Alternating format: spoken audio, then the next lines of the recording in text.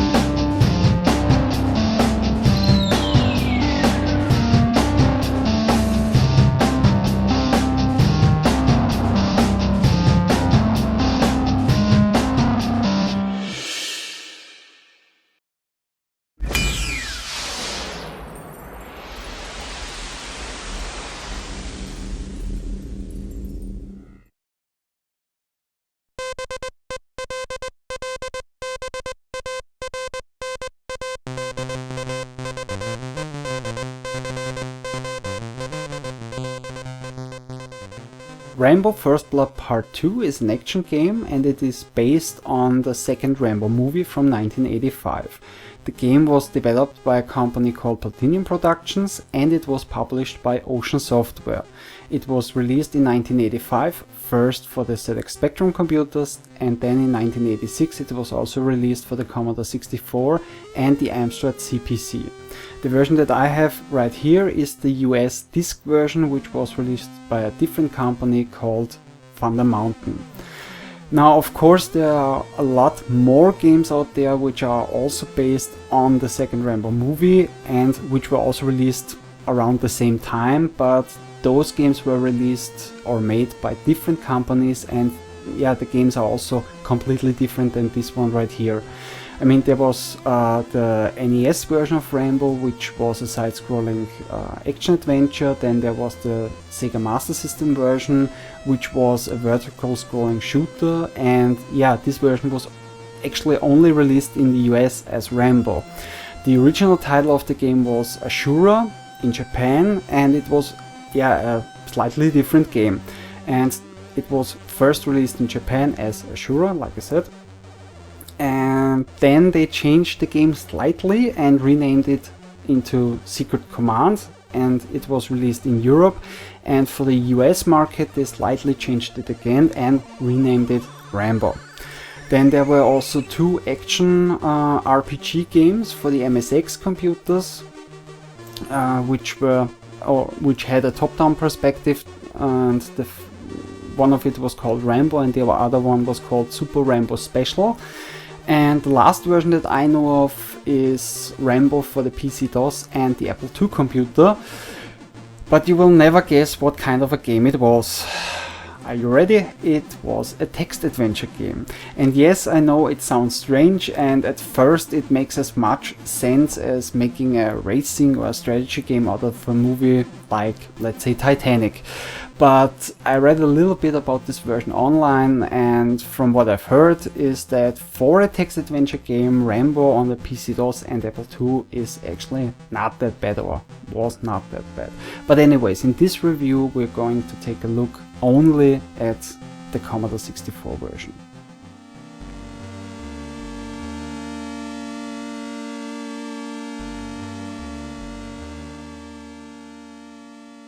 In Rambo First Blood Part 2, you play John Rambo, and your mission is to find and rescue missing POWs from a hostile prisoners camp.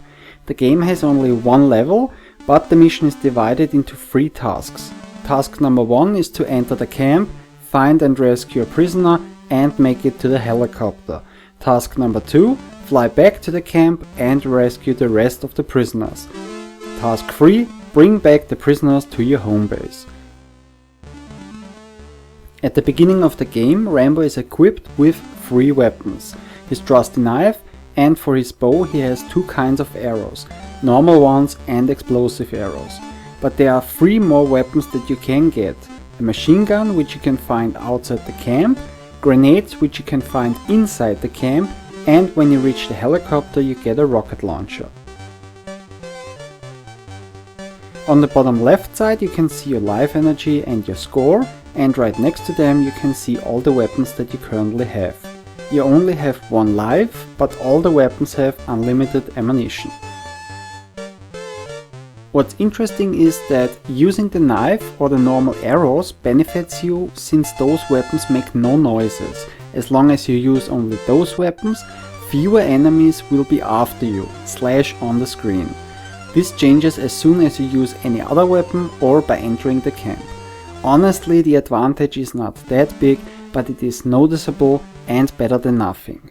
Also, you can't use this, let's say, stealth mode very long, because the jungle above the camp is too thick, and in order to pass through it and reach the helicopter you have to destroy a couple of trees, which you can do with explosive weapons like the grenades, explosive arrows or the rocket launcher. Beside the trees you can also destroy buildings and some parts of the fence surrounding the camp. The knife has also another importance in the game, since you have to choose this weapon to rescue the prisoners. You don't need to use it, but the weapon must be activated, otherwise you can't free them. In the game you don't find any items to replenish your life energy, but you will always have a full life bar after you entered or left the helicopter. In the helicopter the life energy becomes also the fuel gauge, which starts to drain as soon as you are in the helicopter. But you lose fuel a lot faster after you rescued the first prisoner than after you rescued the rest of the prisoners. I guess the developers didn't want the player to explore the rest of the level or trying to make it to the home base without the rest of the prisoners, so they actually force you to fly immediately back to the camp, or otherwise game over. And afterwards you lose fuel much slower, since it is a longer way from the camp to the home base, and you also need some life energy, because on the way back you'll be chased by a combat helicopter like in the movie. In the helicopter the only weapon that you can use is the rocket launcher. You can't destroy the combat helicopter with it, but a direct hit to the cockpit forces him to break off the chase, for a short time at least, which might be enough to reach your goal and win the game. After you won, the game congratulates you for your accomplishment, but it also tells you that you have to go back and rescue some more prisoners, which means that the game starts all over again. But there are no changes, and it doesn't matter how often you beat the game, it always stays the same, only your score will continue. So even though there's a beginning and an end, the game is all about the high score.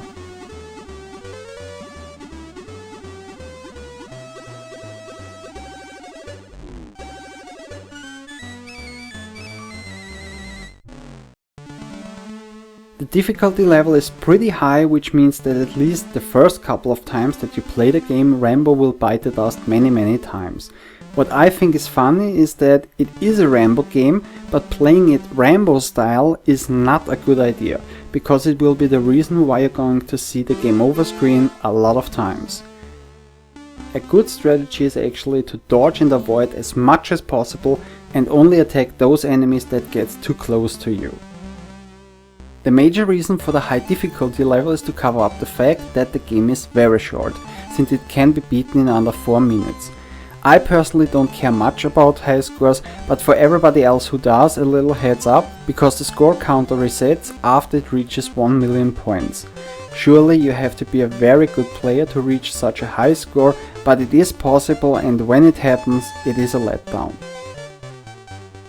Control wise you play the game with a joystick, which works alright, then with the spacebar on your keyboard you can change the weapon, and with the S key you can switch between music or sound effects.